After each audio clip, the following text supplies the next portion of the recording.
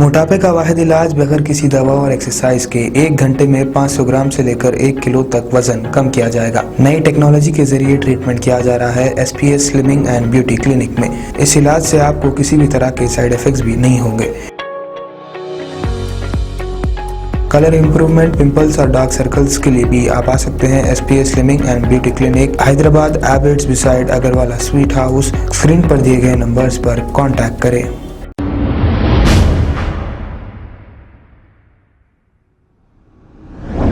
अस्सलाम वालेकुम नाजरीन, मैं हूं अब्दुलियाज़। आइए देखते हैं आज का खबरनामा। चार मीनार के पास DRF टीम की जानिब से सैनिटाइजेशन किया गया है। आइए देखते हैं हमारे नुमाइंदे सैयद शाहिद की ये रिपोर्ट।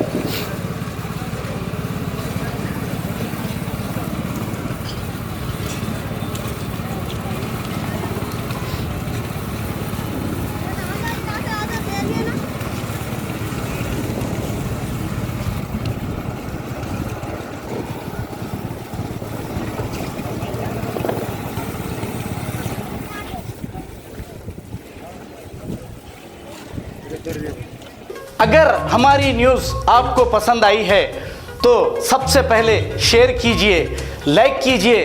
फिर ख़ास तौर पे हमारी रिक्वेस्ट ये है कि सब्सक्राइब करना ना भूलें। 7H न्यूज़, आपकी आवाज़।